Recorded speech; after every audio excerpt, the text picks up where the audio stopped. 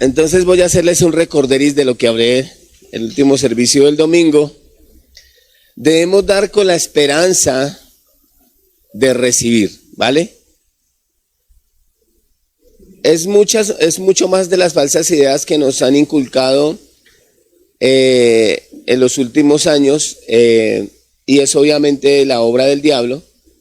Dios quiere que nosotros sembremos con la esperanza de recibir, o sea, son falsas enseñanzas. Suena muy místico, parece correcto y espiritual, pero es totalmente falso. Usted y yo podemos notar en cambio lo que dice la palabra del Señor, Lucas 6:38, ¿se acuerdan? Dad y se os dará, pero habla de tres niveles y de tres ejercicios, digamos, físicos, pero que para el pueblo de Israel tenía una validez espiritual, que era una enseñanza bíblica. Entonces miramos algunos. Dad y se os dará, dice medida buena, apretada, remecida. Eso ya es rebosando, es un nivel de sobreabundancia, ¿cierto? Pero Dios les dijo, solamente den medida buena. ¿Qué es medida buena para los judíos? Por eso yo creo que esa medida buena que ellos tenían fue lo que los llevó en 1948, cuando fue establecida como una nación, para establecerse para rápidamente empezar a florecer. Y lo que ellos dicen, lo que decía, para ellos medida buena es el 10%, ¿vale? Entonces medida buena, cuando dice medida buena, usted encuentra en el Nuevo Testamento, cuando Israel habla acerca de medida buena. Me gusta mucho la Nueva Versión Internacional, porque ellos sí establecen en el libro de Levítico, dejan claridad que medida buena es el 10%. Entonces lo animo para que lea el libro de Levítico, las ordenanzas para los sacerdotes y la ofrenda para el sacerdote. Ahí se va a dar cuenta que medida buena es el 10%, ¿vale? Pero Dios promete hay 4 niveles allí de prosperidad, no vamos a hablar de eso, ¿cierto? Dice, da y se os dará medida buena, ¿cierto? Entonces dice apretada, remecida y rebosando, ¿cierto? Entonces una medida buena da una medida que hace que se nos dé, pero también hay una medida buena, hay una medida apretada, ¿cierto? Hay una medida remecida, ¿cierto? No sé si alguien ha tenido la experiencia de llenar un saco de arroz, de harina o de maíz, ¿cierto? Apretada, ¿cierto? Dice rebosando. Es un nivel de sobreabundancia, pero pues no vamos a hablar de ese tema. Entonces, estas literalmente son las palabras del maestro. Olvide lo que otros le han enseñado, ¿cierto? Y más bien, créale a él. Tenemos que volver a la Biblia, definitivamente. Cuando uno habla acerca de temas de finanzas, muchas personas opinan. Muchos teólogos tienen su punto de vista, es respetable, pero el maestro de maestros se llama Jesús. Escuchamos a Jesús, creemos lo que él dice en su palabra, ¿vale? Entonces, es una ley espiritual que funciona eficazmente. Hay una cantidad de leyes eficaces en el universo, ¿cierto? Que pues medio hablamos sobre este tema. Y también estuvimos resaltando algo que le dijo Pedro a mi Señor Jesús, Mateo capítulo 19, versículo 27 al 29. Él le dijo, lo hemos dejado todo, ¿se acuerdan? Y te hemos seguido. ¿Qué pues tendremos? El Señor les dice, ¿cierto? Y me gustó la palabra, dice que cualquiera que decida seguir al Señor o ofrecer su vida por Él, inclusive dejar muchas cosas por Él dice que cualquiera que haya dejado casas, parientes o tierras por el Evangelio recibirá 100 veces más. ¿Cuántas veces recibe? 100 veces más. Entonces un nivel de sobreabundancia no está disponible para todo el mundo. ¿Me deja predicarle esto? ¿Me da permiso de predicarle esto? Porque no sé si a usted, pero hay muchas cosas que a un creyente le pueden producir frustración. Y una de las cosas que más produce frustración es porque hay algunos creyentes con un nivel de finanzas. Yo conozco algunos que solamente trabajan para el reino de Dios, tienen un nivel de finanzas. No sé si alguien, me parece muy popular el testimonio de una empresa que se llama Colgate. ¿Alguien aquí se cepilla los dientes? ¿Cierto? Y hablan acerca de cómo ellos empezaron en el dar y hasta qué punto llegaron, ¿cierto? Entonces, Dios dice que cualquiera puede recibir 100 veces más. Tenemos un caso de una persona en la Biblia y es la que quiero comentarles. aunque somos bendecidos y todas las bendiciones están disponibles para nosotros, llegar a ese nivel de sobreabundancia requiere de mucha fidelidad. Y dijimos que el diezmo es un acto de adoración, ¿cierto? Dijimos que el diezmo es un acto de fe, pero también el diezmo, y quiero enfatizarlo hoy, es un acto de fidelidad hacia Dios, es fidelidad. Entonces, algo que tenemos que tener en cuenta es que hay bendiciones que solamente van a llegar por la fidelidad. O sea, no calificamos cuando somos infieles, ¿vale? Y es algo que tenemos que saber porque definitivamente no lo queremos decir porque somos bendecidos para bendecir, Dios nos bendijo con toda bendición, sí, todas están disponibles, pero hay algunas cosas que Dios quiere que hagamos para que podamos calificar, ¿cierto? Entonces cuando damos debemos esperar recibir multiplicado, eso es la motivación correcta, no hay ninguna condenación de que usted dé con la esperanza de recibir, que tenga expectativa de recibir. ¿Vale? Decir que nosotros damos para Dios, que no esperamos nada a cambio, no es una muestra de espiritualidad, sino de ignorancia con respecto a los principios bíblicos. Eso es un acto de ignorancia, ¿cierto? Dar y decir, no me importa, no, vamos con la esperanza de recibir. Entonces Jesús ocupó todo su ministerio en dar. No sé si los que estén en el segundo servicio pueden acordarse de eso. Dio sanidad, dio liberación, dio perdón, dio alimentos, dio su vida en rescate por muchos, ¿cierto? En Juan 3:16 vemos claramente que Dios conoce el principio de la ley de la siembra y la cosecha, se dio él mismo, ¿cierto? Dio a Jesús, ¿cierto? Con la esperanza de recibir, ¿cierto? Enseña que el Padre dio su único hijo con la esperanza de recibir a cambio millones de hijos e hijas. Y funciona porque aquí estamos nosotros, ¿vale? Sembró una semilla y está siendo multiplicada a través de nosotros. Tiene más hijos e hijas que nunca. Tenía uno solo y lo multiplicó dándolo. Fuerte, ¿no?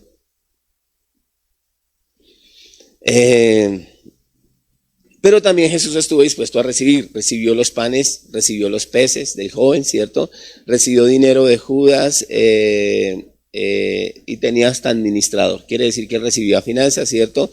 Recibió los bienes de las mujeres que lo seguían. ¿Se acuerdan? Recibió alojamiento, recibió comida, recibió perfume, recibió un pollino y muchas otras cosas que están registradas en la palabra del Señor. Entonces, es claro que Jesús enseñó y practicó el hecho de dar para recibir, ¿vale? Entonces, uno de los textos más impresionantes del Nuevo Testamento está en Hechos capítulo 20, versículo 35, con respecto a este tema que estamos tocando, ¿cierto? Y les dije acerca de algo que dijo el apóstol Pablo, dijo que el Señor, que recordáramos las palabras del Señor Jesús que dijo, más bienaventurado es dar, pero este versículo bíblico no se encuentra registrado en la Biblia.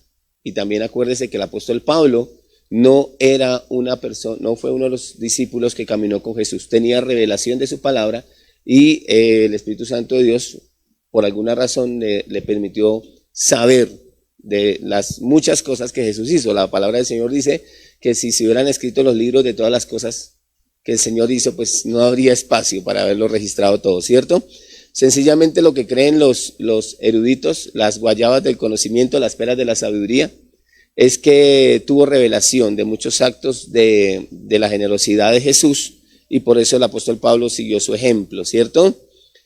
Entonces, estas palabras no aparecen registradas en ninguna parte de los evangelios, sin embargo, el Espíritu de Dios las considera importantes y se las recuerda o se las revela al apóstol Pablo, y esas palabras llegaron a su vida como una revelación. El principio del dar para recibir tiene que ser una palabra revelada en nuestro espíritu para que lo hagamos con amor o con alegría.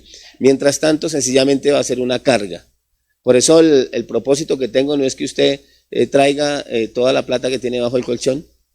No, yo predico este mensaje más para que ustedes reciban revelación y Dios pueda dejarlos acceder a más riqueza, a más bendición, a más provisión, ¿vale? Entonces Jesús afirmó que aquellos que dan felices y que aquellos que dan son bienaventurados, más bienaventurados son dichosos y felices, es lo que realmente significa esa palabra.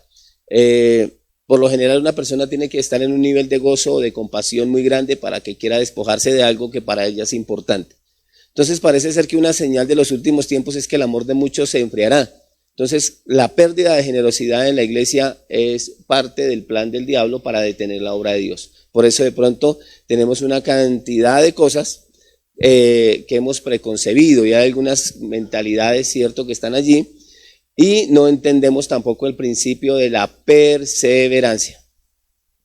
Ayer estuvimos en la casa de Ismael y resulta que Esthercita colocó una semilla ella pensaba que era curúa y era una fresa. Entonces, perseverar también quiere decir que sembramos y sembramos, pero no sabemos qué tipo de cosecha vamos a tener, porque a veces hay personas a las que podemos acceder, hay obras en las que podemos acceder que producen un fruto inesperado. Lo único que sí sabemos es que por sembrar en personas, por bendecir personas, podemos recibir de Dios cosas inesperadas, impresionantes, ¿vale? Todo lo bueno viene de parte de Dios. Lo único que sí está claro es que todo lo que el hombre sembrare. Entonces también hay una ley de perseverancia. Muchos cristianos empiezan a poner en práctica los principios bíblicos de la prosperidad, pero también ignoran que Satanás va a tratar por todos los medios de apartarlos de ese camino. Entonces, una de las cosas que más hace o practica el diablo, quiero alguna de ellas ponerles de presente para que su mente sea renovada. Romanos 12:2, ¿cierto? Para que su mente se transforme. Usted tiene que saber que dijimos que diezmar, ofrendar es una prueba de fe. Pero también ahora me quiero enfocar, es una prueba de fidelidad, ¿vale? Primera de Pedro capítulo 1, verso 7. Entonces es una prueba de fe, ahí quedamos, es una prueba de fe.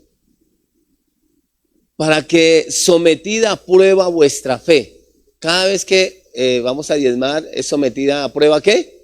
Nuestra fe, mucho más preciosa que el oro, el cual aunque perecedero se prueba con fuego, sea hallada en alabanza, gloria y honra cuando se ha manifestado Jesucristo. Entonces es una prueba de fe, pero vamos a hablar hoy específicamente que es una prueba de fidelidad, ¿vale? Muy bien. Si las ventas de nuestro negocio bajan momentáneamente, si de pronto nos quedamos sin trabajo, si surge un gasto grande o inesperado, la primera reacción de quien no ha madurado en la fe es dejar de invertir en la obra de Dios, dejar de dar. ¿Aló? ¿Alguien aquí le ha pasado lo mismo que a mí? Gracias a Dios nuestra fe está creciendo cada día. En épocas de crisis, nunca debemos parar de sembrar en épocas de crisis. Tenemos un registro de personaje que les voy a hablar. Jamás, es cuando más debemos sembrar. Un vecino de nosotros, allá en la finca, imagínense que el tipo empezaron a traer papa de Ecuador. Él nunca dejó de sembrar y este año lo saludé y me dijo, lo que por los últimos 10 años había perdido, lo recuperé este año. Es un impío, es un hijo del diablo. Y yo le dije, ¿por qué? Dijo, porque perseveré. Fue uno de los poquitos que dejó que su finca todavía no es, ahora no hacen turismo, sino que sigue sembrando. Y va a seguir, dijo, no, ya recuperé mi plata, no va a parar por un tiempo. Pero él no conoce los principios bíblicos, es un campesino. Aló. Porque si nos comemos la poca semilla que tenemos, jamás habrá una cosecha para nosotros y nuestra familia. Entonces la mayoría de personas que usted hoy conoce que tienen de pronto estabilidad económica, vienen por generaciones trabajando y construyendo cosas allí, estableciendo principios, estableciendo algún tipo de educación financiera en sus hijos, enseñándoles el valor de las cosas. Por eso la iglesia, nosotros como hijos de Dios enseñamos a nuestros hijos a valorar. Ay, no somos como el águila que todo le ponemos en la boquita, no, camina y madruga conmigo. Camina y te machucas, ¿qué pesa más? ¿Un bulto de cemento o un bolígrafo? No les gustó, no les gustó, no les gustó, Señor, ¿qué será? Sí, yo veo muchos hijos engreídos ahorita, aleluya, Él está practicando eso. Entonces, hay muchos hijos irresponsables, también tengo muchos registros, chocoaventuras de personas que heredaron grandes riquezas pero que las acabaron. Gastar la plata es re fácil. ¿Alguna vez usted ha tenido una buena cantidad de dinero? Eso es re fácil, pero vaya y consígala, papá. Entonces, si no les enseñamos a nuestros hijos cuánto cuesta de pronto construir algo, pues obviamente ellos van a acabar y las generaciones deben trascender. Ese es el plan de Dios. Él le prometió a Abraham que en él iban a ser benditas las familias de la tierra, en su simiente, en una semilla iban a ser benditas las familias de la tierra, y vemos que es a través de Jesús, ¿cierto? Pero también vamos a ver una enseñanza acerca de el ejemplo de su hijo, que logró trascender en el tiempo y entendió que en épocas de escasez no se puede parar de sembrar, ¿vale? Porque sencillamente es algo que el diablo le pone. ¿Por qué les digo que es una prueba de fidelidad? Esta mañana le decía yo a Kevin, predicar es re fácil. Déjeme decirle, perdóneme, yo lo digo porque a mí la palabra también me confronta mucho. Predicar es rebotado, es fácil, yo le predico. Dígame por do, por re o por fa, le puedo preparar la prédica. Sí, para que los músicos me entiendan, ellos que son todos músicos. Sí, pero vaya y viva lo que predique, vaya y practíquelo. Y el tema es que en estos últimos tiempos parecemos loras mojadas, no las sabemos todas, pero no las practicamos. Y pues obviamente no es por recitar, no es por declarar, es por practicar, es lo que dice la palabra del Señor.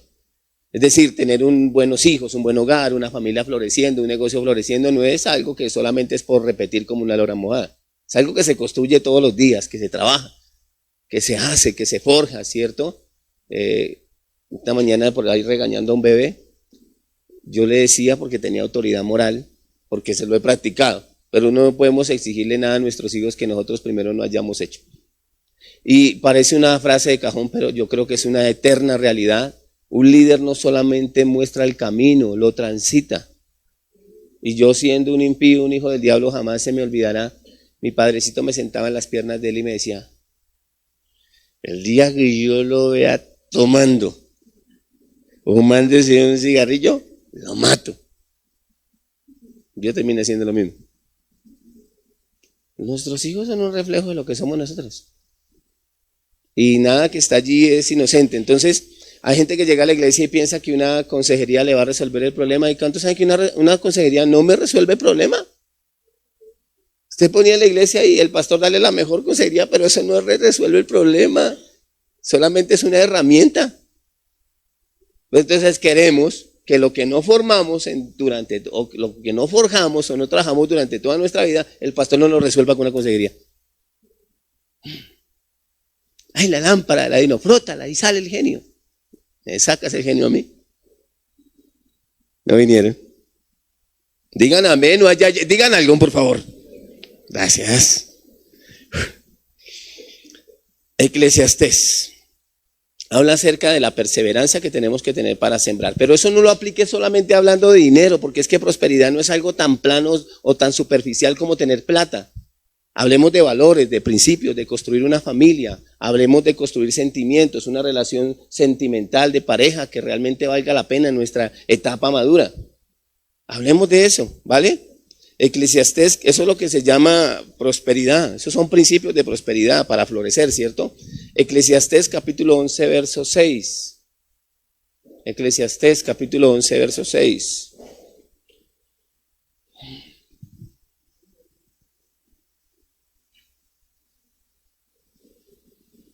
Para que, Eclesiastés capítulo 11, Eclesiastés capítulo 11, verso 6. Listo. Por la mañana siembra. Eso es un consejo de Dios a través de Salomón, del hombre más sabio sobre la tierra, ¿cierto? Por la mañana siembra tu semilla, a la tarde acuéstate a dormir. Haga como los negros. Sí, yo conozco gente que se gana un peso y al otro día no trabajan hasta que lo gasten. Señor, ¿dónde estás? Que no me has prosperado. Y el Señor dice, ¿qué hace durmiendo? No, hoy Dios lo bendijo y hoy también es el día que el Señor ha hecho para bendecirlo. Usted se levanta como si no hubiera ganado nada a trabajar. Pero no va a llegar así nomás. Pero hay gente que no se gasta hasta el último peso que se ganó y sale a trabajar. Señor, por favor. Gente que faltando 3 días para pagar el arriendo, Dios mío, dámelo el arriendo. Dice, pero sabía hace un mes, ¿por qué no lo? Bueno. Por la mañana siembra tu semilla, a la tarde no dejes reposar tu mano, vamos, ¿cierto? Porque no sabes cuál es lo mejor, si esto o aquello, o si lo uno o lo otro es igualmente bueno. Eso era lo que yo pensaba de la semilla de la hermana. La sembró, la puso allá y bueno, resultó ser una fresa, gloria a Dios. ¿Sí o no? Pero peor era decir, como no sé qué es, pues no siembro. ¿Se acuerdan del siervo inútil y malo? Ay, porque yo sé que usted es malo, que usted es duro. Y por eso no, porque el miedo es lo que no nos deja pelear. Aquí nadie tiene miedo, aquí somos gente de fe. Entonces, sus finanzas están gobernadas por si sus finanzas están gobernadas por las circunstancias, Satanás se va a proveer de muchas circunstancias para que usted no pueda diezmar o no pueda ofrendar. Si este año me va bien, por esta que yo apoyo la iglesia. Entonces usted mismo le dijo al diablo que hiciera. Ya sé que no es sí es un mensaje que llena estadios, por ahí me dijeron, no diga eso, pastor. Entonces, cuando los tiempos son difíciles, no podemos suprimir el hecho de diezmar o ofrendar por algunos gastos, ¿cierto? Debemos suprimir los gastos superfluos, ¿cierto? O innecesarios. Y ahí tenemos que entender entonces los 3 niveles básicos de administración de los que habla Jesús. Hay cosas importantes, hay cosas inmediatas y hay cosas urgentes. Papá, yo quiero una cicla, eso es importante. Claro, ni más faltaba, pero no es urgente ni es inmediato. Papá, yo quiero ir al cine. Claro que es importante que te diviertas, hijo, pero no es urgente ni es inmediato. Entonces, en épocas de crisis tenemos que ser buenos administradores, ¿cierto? ¿Qué es urgente? Pagar el arriendo, si está pagando arriendo. Ay, no, es que era diciembre, pastor, con su alegría, mes de parranda. No, te dice, pastor, lo que pasa es que era diciembre y nosotros estamos acostumbrados que cada año nosotros vamos a pasear a algún lado. Sí, pues si tiene plata para ir, entonces vaya, pero no se gaste lo del arriendo. Si no, pues váyase para las playas de Usme. Yo le espero en la finca, ya lo pongo a echar asadón. No voy a estar. Pero en serio, hay cosas urgentes, ¿sí es cierto? Cosas inmediatas, la comida. Yo me acuerdo que en la época mía teníamos un grupo de amigos entre octubre y noviembre comprábamos el equipo de sonido. Eso sí, usted sabe que negro que se respete hace ruido. ¿Sí o no? Usted sabe que somos ruidosos. Y raquete y el equipo de sonido eso se saca a la calle. En la época mía se cerraba la cuadra y toda la vaina, ¿sí me entendés? Y compraban el chivo y compraban el marrano y cantaban la canción, me dejó una burra, una yegua. ¿Sí?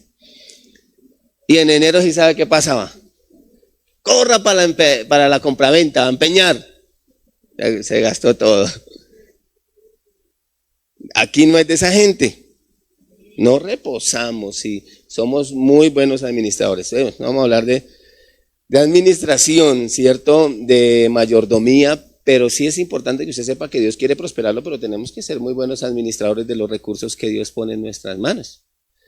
Es más, yo creo que Dios, porque tengo versículos bíblicos, no es el tema, pero yo sí creo que muchos de los creyentes van a morir y le van a argumentar a Jesús de que muchas de las cosas que estaban disponibles para ellos no las tuvieron, como el hecho de tener lo básico en la tierra, una casa, un techo o ciertas comodidades. O vivir con dignidad. Pero Dios les va a mostrar, yo me imagino que hay algún libro donde les va a demostrar que lo que usted tuvo en sus manos, bien administrado, le hubiera podido dar para vivir con dignidad. Y que más bien no fue un buen administrador y por esa razón no obtuvo todo lo que Él había dispuesto para usted. Hay un espíritu, para mí es un espíritu porque es una obra de la carne, que es impulsada, es un demonio que impulsa demasiado la carne, que es como una pereza, una desidia. Hay una cantidad de gente descriteriada que no son disciplinados, no tienen carácter y no trabajan.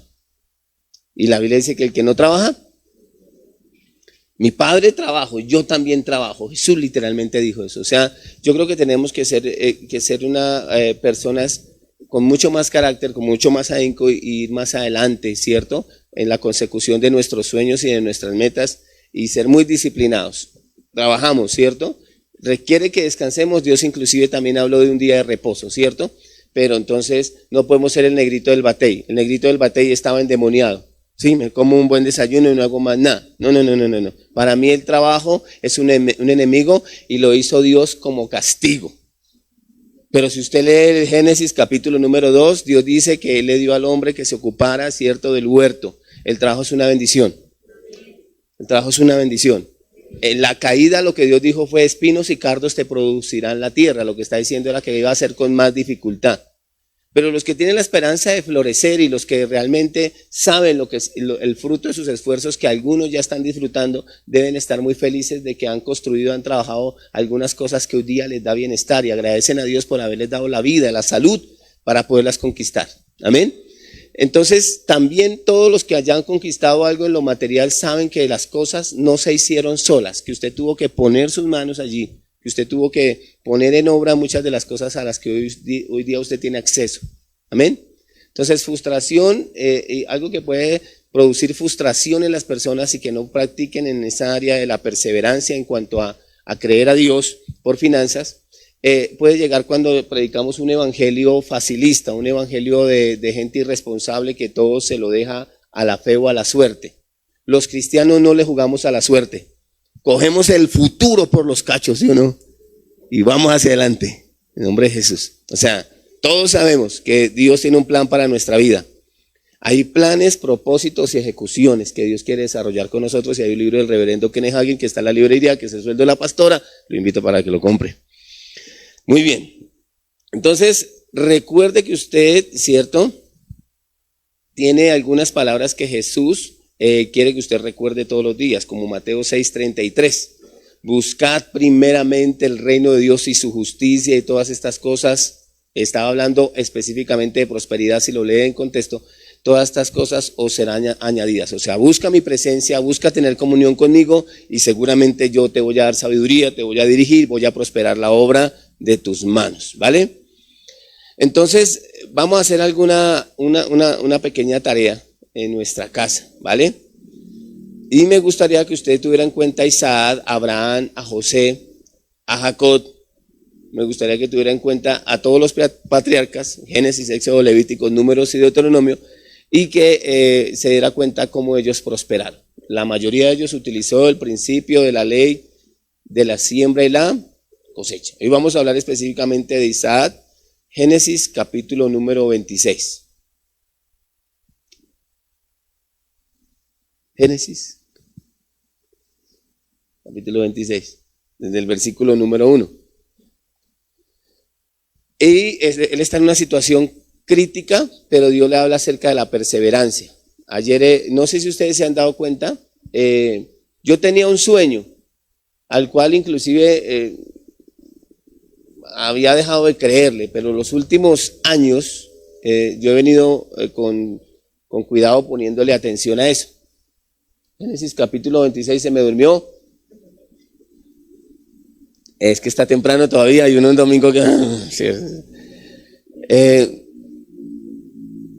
yo siempre, por la geografía que tiene Usme, yo siempre he pensado que Usme va a ser muy bonita y muy próspera. Y geográficamente yo decía, se me hace tan raro que en Usme no haya más, digamos, más, ¿cómo se dice?, más desarrollo, hablándolo de esa forma. Los últimos 10 años han sido impresionantes y se ha dado ese desarrollo, el turismo en Usme, el hospital más grande de las Américas con helipuerto, hay más de 500 colegios nuevos, vemos más de 800,000 planes de vivienda aprobados, ya veo que están empezando a construir, veo la autopista al llano que en la época que yo estaba aquí no existía, solamente habíamos potreros donde sembraban papa. Pues el que no conoce la historia, ¿cierto? El que no conoce pues el lugar donde está, pues obviamente dice aquí no ha pasado nada. Y día por día yo no me imaginaba, y como he predicado durante 20 años acá en esta loma, uno va a las casas y uno se da cuenta que no hay pobreza. No hay pobreza. Hemos ido a otras localidades. Estaba hablando el otro día con Víctor Junior. ¿Dónde está Víctor Junior? ¿No vino? Ah, ya está, lo tengo. Allá está Víctor, es que es Víctor Junior y Víctor Gordo, Víctor más grande, Puerto más grande. Entonces, Entonces él me decía, porque él tiene la oportunidad de estar en diferentes, por su trabajo, en diferentes localidades, y pues nos damos cuenta cuando ya uno está afuera, ¿sí? De lo que tenemos. Igual pasa con las personas que no conocen Colombia y se van a hablar mal de Colombia o dicen que Colombia es un moridero y no sé qué cosas, pero van a otro país y quieren volver. Y basta ir a otros países para uno saber que tenemos una riqueza, ¿cierto? Una biodiversidad, una cosa impresionante, que estamos en un país maravilloso, ¿sí o no? Y pues desafortunadamente eso pasa. Yo estoy siguiendo a un señor de Canadá, es colombiano, él ya está radicado, su sueño, su vida está hecha ya en Canadá, y hasta lo estoy siguiendo y tal, la vaina el man. El man duró 10 años allá en Canadá, el man allá desarrolló su vida, todos sus proyectos, y finalmente él decidió volver a Colombia. Y pues la gente que lo estamos siguiendo, pues se nos hace impresionante después de haber hablado tanto, todo lo que dijo de Canadá, el orden, la salud, la cantidad de cosas que allá hacen.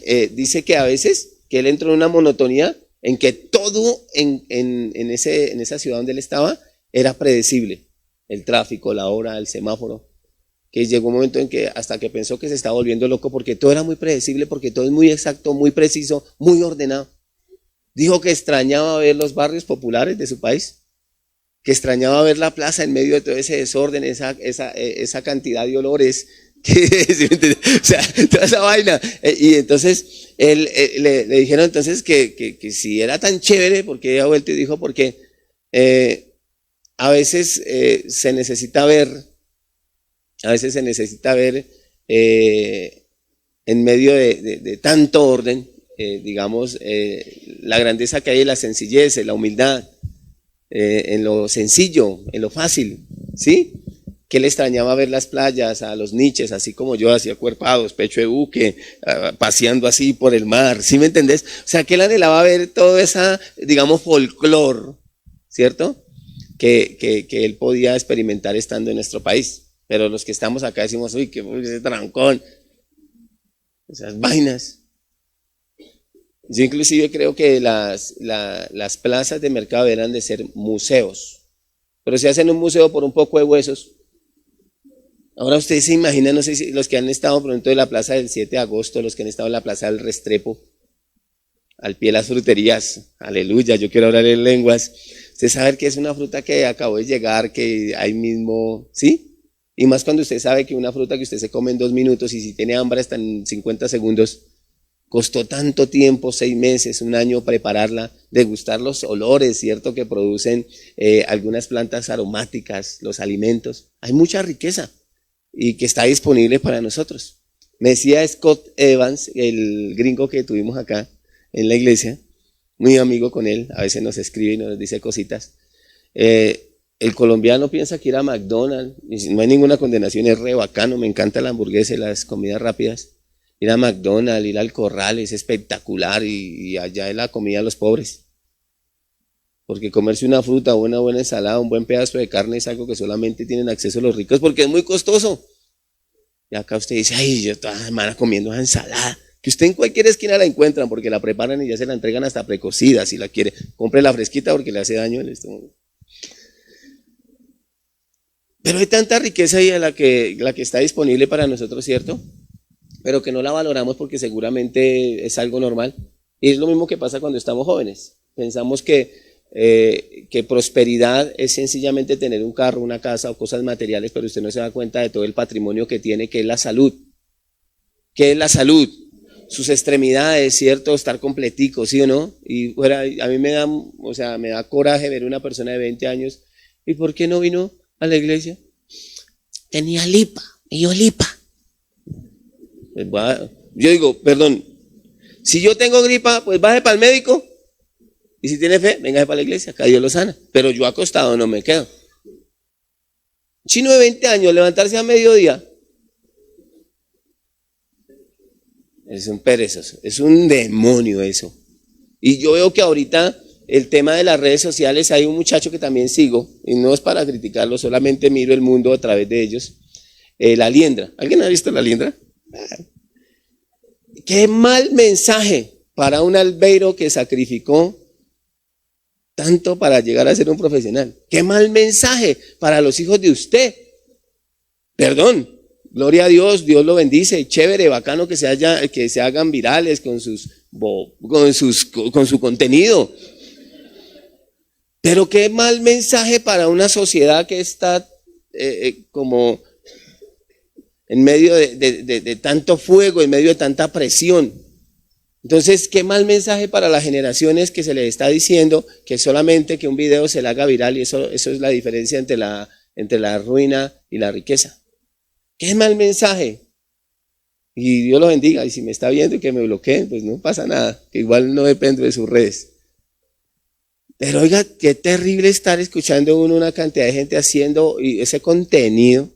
Digo, Dios mío, gente que ha hecho cosas impresionantes, que ha logrado cosas impresionantes, que se han esforzado tanto, que han dedicado tanto. Y a mí me parece que es un mensaje para nuestra sociedad paila, un mensaje que no tiene ni siquiera sentido, porque todos sabemos, los que hemos logrado hacer algo.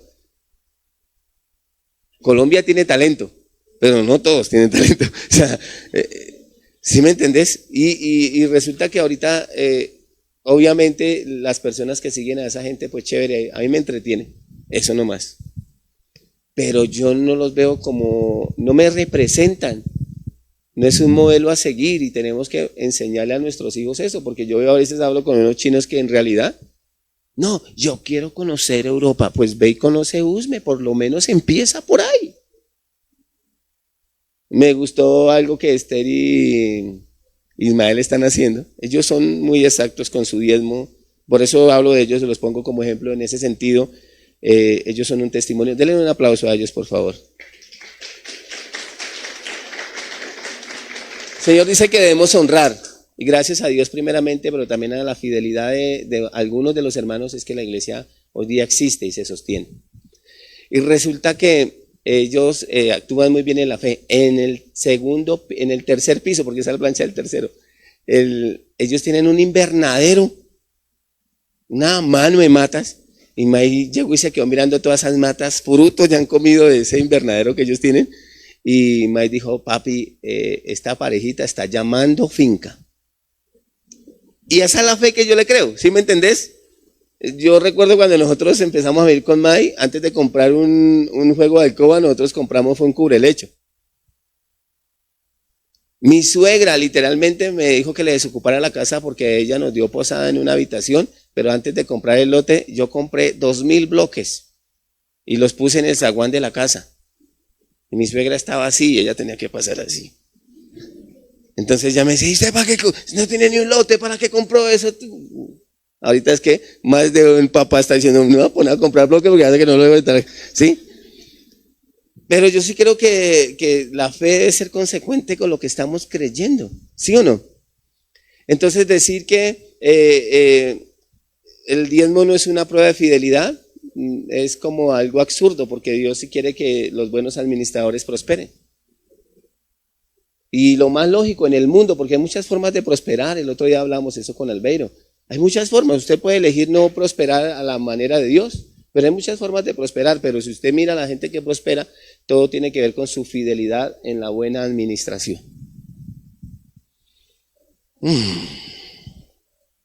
Entonces vamos a mirar algunos aspectos. Número 1, en el Génesis capítulo 26. Después, se lo leo primero y luego les comento. Después hubo hambre, era una época de crisis. Después hubo hambre en la tierra, además de la primera hambre que hubo en los días de Abraham, y se fue Isaac a Abimelech, rey de los filisteos, en Gerar. Y se le apareció, como muchos de nosotros, porque ¿quién no buscó a Dios por interés? Yo lo busqué por interés. Que después de que lo conocí, lo seguí siguiendo por amor, pero todos empezamos por alguna... Me desahogué. Y se le apareció Jehová y le dijo, no desciendas a Egipto, habita la tierra que yo te diré. Verso 3. Habita como forastero en esta tierra y estaré contigo y te bendeciré, porque a ti y a tu descendencia daré todas estas tierras y confirmaré el juramento que hice a Abraham. Esto ya es una bendición transgeneracional, ¿cierto? Espere porque yo no leo tan rápido. Cálmese. Ya se despertó, ¿cierto? Como nosotros sí estábamos despiertos hace rato.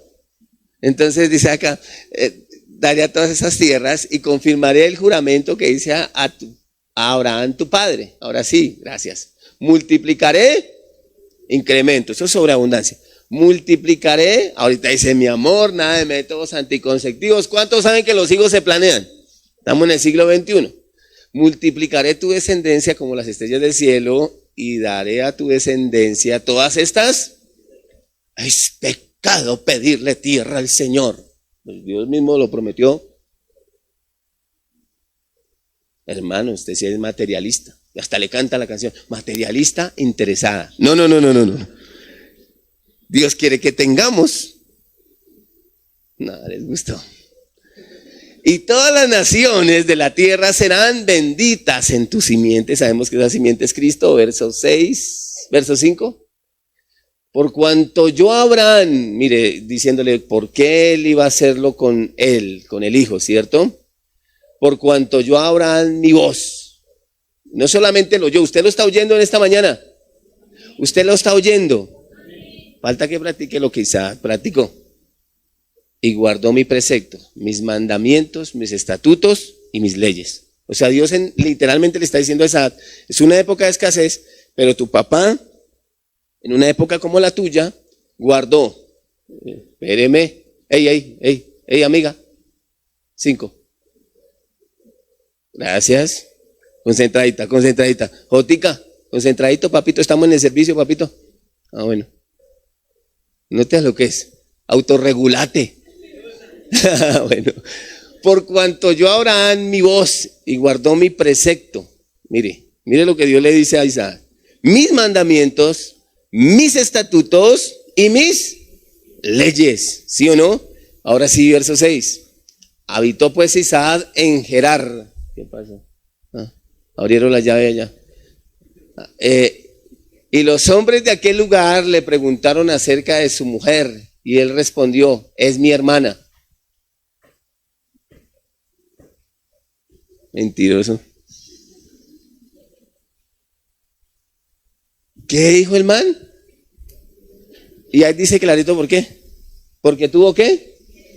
Miedo de decir que era su mujer, pensando que tal vez los hombres del lugar lo matarían por causa de Rebeca. Entonces, ¿para qué casar con una vieja tan bonita?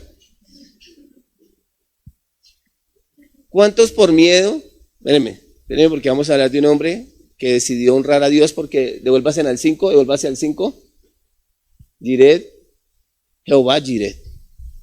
Tú eres mi proveedor en las citas bíblicas. El versículo 5. ¿Guardo qué? Preceptos, mis mandamientos, mis estatutos y mis leyes. Ahora vuelva al 7. ¿Y qué tuvo él? Temor. O sea, literalmente Dios le dijo, mira, tu padre levantó mi nombre, tu padre me creyó a mí, tu padre no tuvo miedo porque él me tuvo a mí. Y mientras estuvo conmigo, se fue el temor. ¿Pero qué tenía Isaac? Entonces muchos creyentes, muchos cristianos, cuando se alejan de Dios, lo que ven es un temor y una incertidumbre en cuanto al futuro.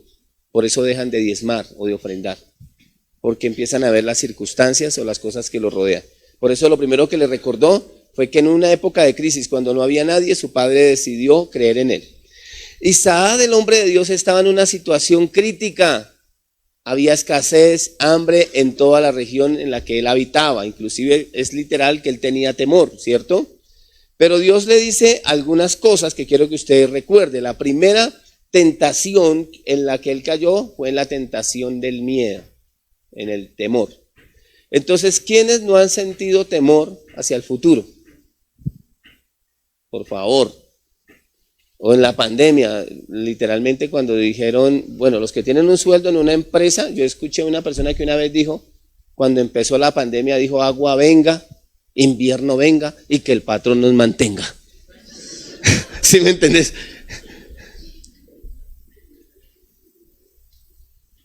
Yo tenía un compañero porque nos tocaba trabajar al aire libre y él llegaba y cuando empezaba a llover él no oraba sino que declaraba todo el tiempo y decía que llueva hasta que los pescados lamban la luna, porque él sabía que cuando llovía no hacíamos nada.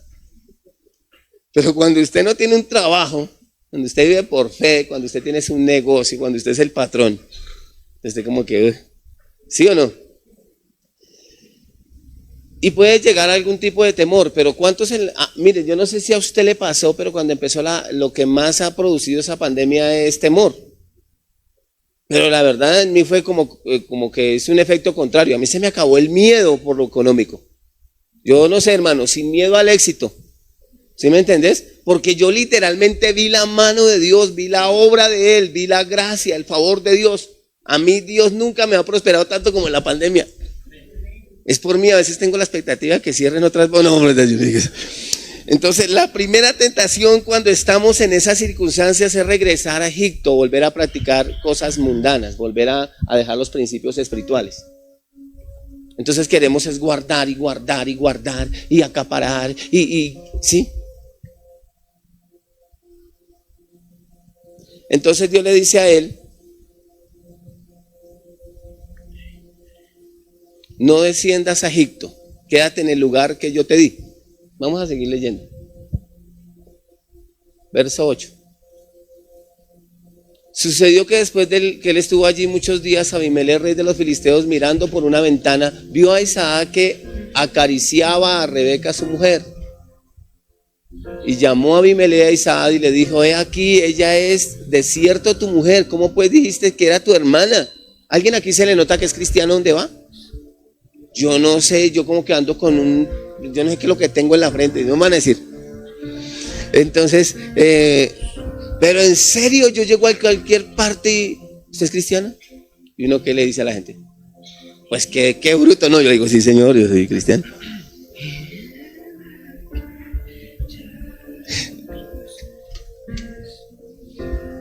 Y yo voy a todas partes, pero yo no sé, se las arreglan, lo descubren. A la media hora de estar ahí, yo no sé si es porque soy tan pandereto, que siempre estoy diciendo, ay, gloria a Dios, aleluya. Sí, porque a veces cristianos que a veces que andaran de culto en todo lado, ¿no?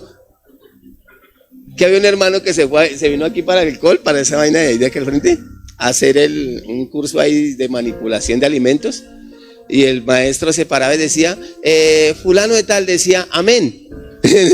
Andan de culto, asisten en cualquier lado. Yo creo que pues la única explicación mía es que yo ando de culto en todo lado, que se dan cuenta yo no es tan rápido que. ¿O será que acá doy la palabra de Dios? Dice, no sé. Dios le prohibió regresar a Egipto. Entonces, se me fue la historia por estar aquí recochando. Ustedes me hacen decir chistes, déjenme concentrar. Necesito predicarles. Dice, ¿cómo pues dijiste que era tu hermana? E Isaac le respondió, porque dije, quizás moriré por causa de ella. Verso 10. Y a mí le dijo, ¿por qué nos has hecho esto? Por poco hubiéramos dormido alguno del pueblo con tu mujer y hubieras traído sobre nosotros. ¿Alguno alguna vez le ha predicado a un mundano? Y no que usted es cristiano, porque va a hacer eso. Ay, qué vergüenza. Oiga, pero luego usted no es un cristiano. Eso no lo hace un cristiano. ¿Alguna vez usted se ha sentido re mal como una chancla? Ay, no, pero alguna vez le han dicho, no, pero usted no haga eso porque, ay, no vaya de paso. No, ¿cómo le ocurre? Qué pena.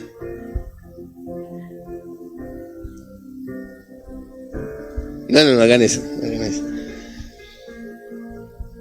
Dios le prohibió volver a... No regreses a actuar como aquellos que no conocen la fidelidad de Dios. Una persona que deja de diezmar, lo único que piensa es que se le olvidó la fidelidad de Dios.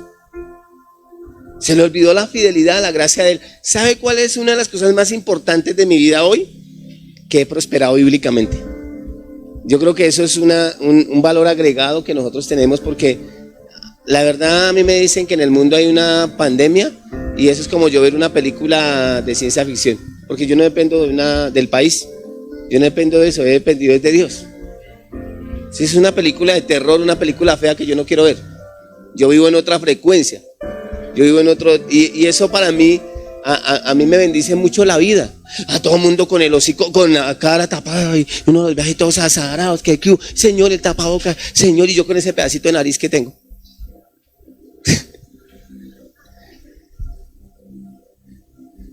Una señora, fuimos a comprar un tubo y me dijo, Señor, hágase un poquito lejos de mí porque le da gripa. Le dije, no señora, a mí no me da gripa. Se cree invencible. Yo le dije, a mucho honor. Y no es que uno sea argentino, ni agrandado, ni nada de esas vainas, pero usted lea la Biblia y verá que lo que el Señor dice, salud divina. ¿Sí o no? Entonces, desconfiar de la fidelidad de Dios en lo económico es como desconfiar en la salud. Y abrirle una puerta grandotota al diablo y decirle, haga lo que quiera conmigo. Yo jamás he desconfiado de su fidelidad. Le digo una cosa, yo veo a Dios desde cuando comía sobrados. 2, 3 días sin comer y de pronto iba y ya revisaba una caneca y había una hamburguesa. Y yo le quitaba el pedacito que habían mordido y me comía el resto. Desde ahí veo la fidelidad de Dios. A alguien se le llenó la tripa, no sé por qué, y la dejó casi que entera. Y cayó perfectamente como para que no se ensuciara con las demás cosas que habían en el bote. Yo veo la fidelidad de Dios desde el día ese que tuvimos para hacer un mercado y compramos menudencias. Comimos seto y eto, patas y pescuezos. Yo veo la fidelidad de Dios cuando comíamos lentejas contaminadas con gasolina y casi que yo hacía Yo veo la fidelidad de Dios. Yo veo la gracia, yo veo el favor de Dios en mi vida. Yo veo que a pesar de las circunstancias, Él no me ha abandonado. Yo veo que su gracia, que su favor, todos los días cuando me levanto, yo digo, Dios dice que el sol sale para justos. Ay, y ahora usted me va a decir a mí, ay, que el presidente no va a dar un subsidio y la gente se va a morir. Yo no me he muerto de hambre.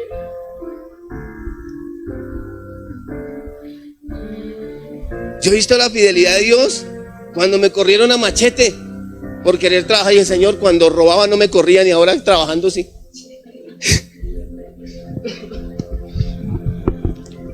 Sí, en serio, me fui a trabajar en una casa, me fui a arreglarle una chapa a una señora que no era la dueña. Y salió un chino con un machete y yo me metí entre la carretilla, me la picó toda. Yo veo la fidelidad de Dios cuando nacieron mis hijos. Yo veo la fidelidad de Dios cuando otros han muerto alrededor mío y yo sigo vivo. Yo veo la gracia y la fidelidad de Dios porque muchas cosas que yo a veces me pregunté y dije, ¿por qué se fueron? Si ellos se fueron es porque no lo amaban. Así que déjelos ir. Pero los que se quedaron lo aman. Yo veo la fidelidad de Dios porque es en los tiempos difíciles cuando he descubierto quién realmente me ama.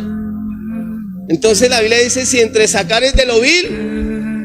Yo veo la fidelidad de Dios cuando otros de pronto reniegan de un presidente, pero yo he dependido de mi Señor y a través de Él he estado a salvo. Entonces, yo no puedo volver a Egipto. Hay gente que parece que piensan que los pastores no venimos del mundo. Yo vengo de allá y por eso me vine de allá, porque allá no hay nada. O si no, allá me hubiera quedado. Pero yo vengo de allá y no somos mojigatos, ni jugamos, ni nos aprendimos el cristianés, el idioma de los cristianos. No. Sencillamente allá es un mundo hostil, es un mundo manejado por el diablo, es un mundo donde no hay amor, donde hay un abandono total, donde se depende de los hombres. Y depender de los hombres es lo más miserable que le puede pasar a un ser humano en la vida. Yo conozco un amigo que siempre esperó que su mejor amigo, cuando prosperara, lo bendijera. Y lo primero que hizo su mejor amigo cuando prosperó fue cambiar la línea telefónica. No me pudo volver a comunicar con él. Dios nunca cambia el teléfono. Él sigue diciendo, clama a mí. Yo he visto personas, tengo un tema que estaba mirando en las redes de un señor con muchísimo dinero, pero que solamente tenía un poco de holgazanes y los hijos estaban esperando que el viejo se muriera para quedarse con la riqueza y el viejo la donó toda.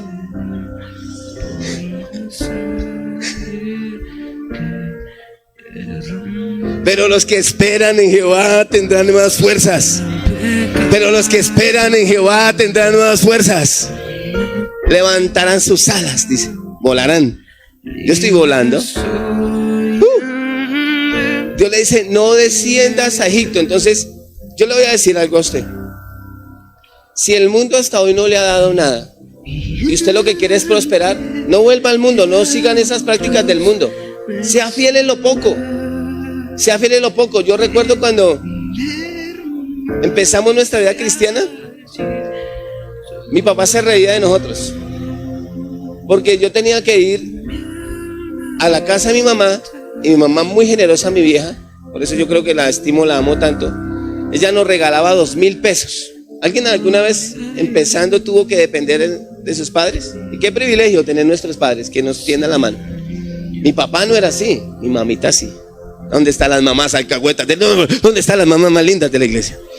Entonces, imagínense que yo empecé con mi esposa y mamá me regalaba 2,000 pesos. Y yo llegaba con esos 2,000 pesos todo contento, ¿no, mami? La hicimos, 2 lucas. Pero teníamos que entrar en una discusión con May. O desayunábamos, o almorzamos, o comíamos, porque las 3 cosas no se podían hacer el mismo día. Pero veía la fidelidad de Dios. Y mi papá me decía, como faraón: mire, mi hijito, usted empieza orando, de ahí se pone a ayunar, empieza a diezmar y se vuelve loco. Y yo me decía, y él esperaba justo cuando él sabía que yo me despediera, porque él sabía que mi mamá ya había sacado de la caja fuerte las 2 lucas. Pero yo veía la fidelidad de Dios, porque era como si Dios me dijera: mijo, hoy ellos le dan porque usted está empezando conmigo, pero echa tu pan sobre las aguas, porque después de muchos días lo hallarán. Pero el que tiene poder para hacer riquezas es como José. Aunque lo metan en una letrina, aunque usted empiece en el nivel 0 bajo 0, Dios lo va a prosperar, Dios lo va a bendecir. Y pasó el tiempo. Hoy yo tengo a la reina de mi casa, mi mamá. Hoy le pudimos dar un apartamento y el negro le da todo lo que ella necesita. Y fueron 2,000 pesos que sembró en esta tierra, que le produjeron prácticamente para su vejez. Durante casi 15 años ha estado a mi lado. Y me siento orgulloso de decir: está a mi lado, y qué privilegio poderle devolver un poquitico de todo lo que ella hizo por mí.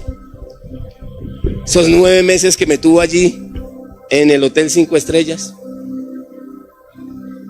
Esos casi 5 o 7 años mientras empezaba a valerme por mí mismo, que ella me acompañó y me proveyó.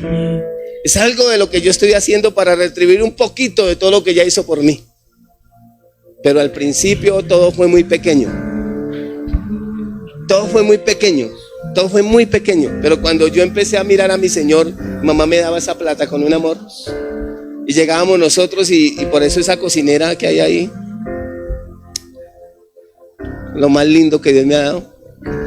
Imagínense que llegaba ella, yo no sé, hay gente que me dice: yo necesito tener los condimentos y la comida, y tenemos que hacer mercado. ¿Y sabe qué es lo más rico para hacer una papa con arroz? El amor. Ese es el mejor condimento de la comida. Eso queda aguapanelita con papa salada. ¿Te acordás? Ay, la única forma de comer carne era que nos pegáramos un mordisco.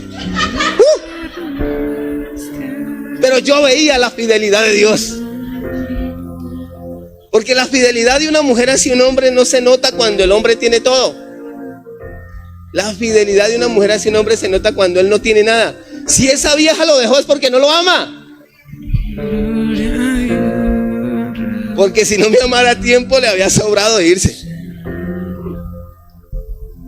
Entonces, el que no conoce la fidelidad de Dios sencillamente piensa que por diezmar: tú me has dado todo, Señor. Imagínese, antes de que yo naciera, mi mamá estaba planificando con un dispositivo que se llama T. Y yo no estaba en los planes de mi mamá, pero imagínese los planes de quién estaba. Yo nací con ese dispositivo pegado acá a la espalda. En serio, tuvieron que hacerme una operación para quitarme la vuelta. Ahora usted me va a decir a mí que por diezmar yo me voy a morir. Cuando no diezmamos es porque no confiamos en su fidelidad, porque no hemos caminado con Él, porque usted no ha descubierto su gracia, su amor. Y a mí me gusta lo que David dice: porque no podemos traer nada a tu casa, Señor, que primero no hayamos recibido de ti. Cuando la gente me dice, lo vamos a matar, yo le digo, otro con ese cuento. Mi vida está en manos de Dios. Jesús, literalmente, un hijo de Dios, dice como Jesús: a mí nadie me quita la vida, sino que yo la doy. Por ahí un alcalde que decía: a mí no me invitaron, yo vine porque quise. Cuando usted conoce la fidelidad de Dios, cuando usted conoce su amor, usted sabe que aunque su primer estado haya sido muy pequeño, el postrero será muy grande. Que Dios llama a las cosas que no son como si fuesen. Que el que empezó la buena obra en su vida es poderoso para terminarla y perfeccionarla. Que el Dios al cual usted le sirve, al cual usted le ha entregado su vida, le dará 100 veces más de lo que le ha prometido. No habrá nadie, le dijo a Pedro, no habrá nadie que haya dejado su esposa, sus hijos, su familia, que haya sacrificado su casa por mí, que no recibirá 100 veces más. Entonces, cuando yo he caminado 20 años en el Señor, yo no vengo a tramarlo, papi. Yo vengo a decirle: durante 20 años, aunque yo he sido infiel, Él ha permanecido fiel. En 20 años lo que yo le puedo decir es que Dios ha prosperado mi camino. Él simplemente me dijo un día como Isaac: no desciendas a Egipto, no vuelvas a ser allá, no vuelvas a vivir allá, no vuelvas a depender de lo de allá, depende de mí, quédate en la tierra que yo te di. ¿Y sabe cuál es la tierra que Dios nos dio? La tierra de sus promesas, de sus bendiciones. Esa es la tierra. El Edén tampoco es un lugar. Por eso es que usted no encuentra el Edén. Ay, no, vamos a hacer un museo donde empezó la creación aquí en el oriente. Y vamos a hacer un museo. Miren, ese era el palo que le daba sombra a Adán y a Eva. Mire, ahí está disecada y ahí al pie está el cuadro, la foto de la manzana que mordió, la misma de Apple, la misma manzana. ¿No? Dios tomó ese lugar, colocó un ángel allí para que no volviera jamás. Ese lugar ya no está allá, porque el Edén no es un lugar, es un estado espiritual. La tierra de las promesas es un estado espiritual, es una frecuencia, es la dimensión del espíritu, donde usted dice: yo no dependo de un país, yo no dependo de una nación, yo dependo del reino de los cielos. Mi ciudadanía está en los cielos. Entonces, hacer esa metamorfosis, trasladarse de ese mundo físico a ese mundo espiritual, para mí equivale como a morir y nacer de nuevo. O sea, no va a ser tan fácil para usted adaptarse a ese nuevo reino, porque el reino natural le dice a usted que el que da tiene menos. Y la Biblia dice: hay unos que dan y aún lo que tienen les es quitado. Hay unos que no dan y aún lo que tienen les es quitado. Hay unos que dan y les es añadido. O sea que funciona diferente, pero tiene que nacer de nuevo. Si usted no ha nacido de nuevo, usted no va a ser fiel a Dios con sus finanzas. Si usted no ha nacido de nuevo, para usted no va a ser importante eso. Porque el sueño de Dios, no sé quiénes que son hijos, saben que muchos de los sueños que su padre tenía, ustedes son la continuación de ese sueño. Usted heredó la casa de su padre, el negocio de su padre. Usted aprendió a hacer el oficio que hacía su padre. Bueno, nosotros nacimos de nuevo y el oficio que hace nuestro padre es salvar personas, es dar a luz hijos. Entonces, cuando usted nace de nuevo, usted captura en su corazón el deseo más grande de Dios, y es que ninguno se pierda, que todos procedan al arrepentimiento. Cuando yo le dije al Señor, cuando para mí fue revelado el diezmo, yo le decía: Señor, cóbremelos a millón. Y el Señor me decía: valen más, hasta que Él me reveló que valieron cada gota de la sangre de Cristo. Yo dije: nada de lo que yo haga podrá superar ese gran acto de fe, pero sí cualquier cosa que se me motive de parte de Dios en mi corazón, eso lo verá Dios con agrado. Y Él me dirá: buen siervo y fiel, en lo poco, sobre lo mucho te pondré. O sea, el nivel de sobreabundancia, el acceso a las riquezas de Dios solamente está dedicada para las personas que tienen fidelidad, para las personas fieles, para las personas fieles. Entonces, no que usted haya nacido para matera y no haya salido del corredor, del zaguán. No. Lo que pasa es que la batalla de fe usted la ha perdido. Lucas capítulo 16, verso 10. Y termino acá. El que es fiel en lo poco,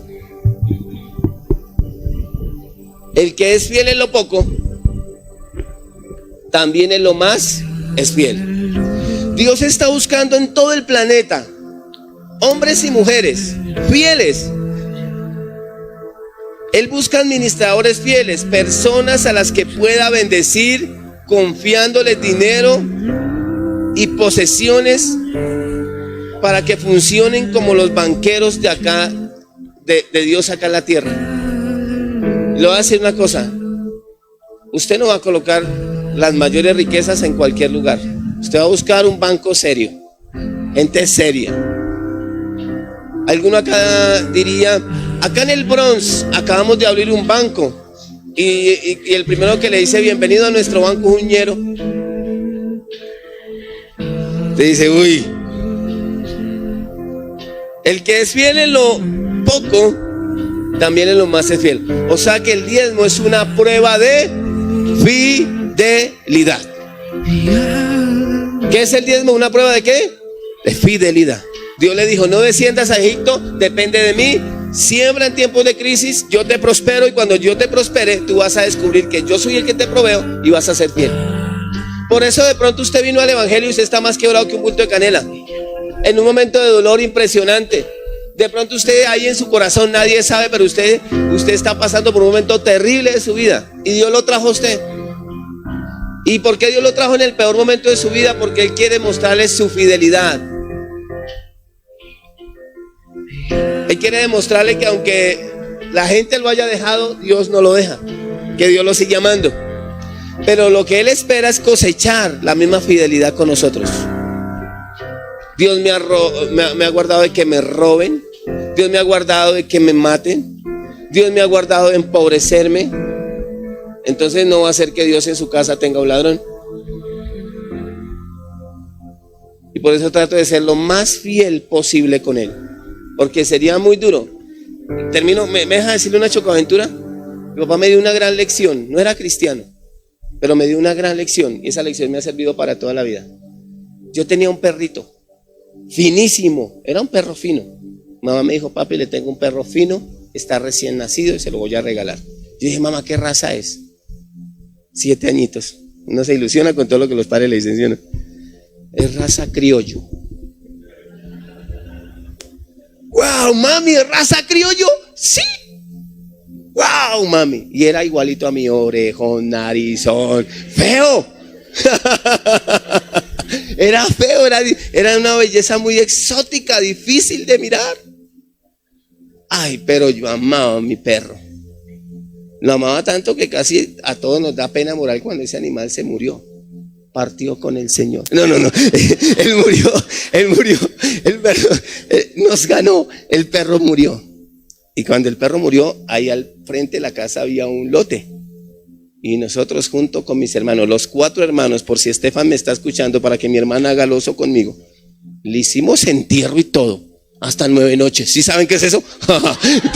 entonces imaginen que nosotros le hicimos el entierro al perro y toda esa vaina.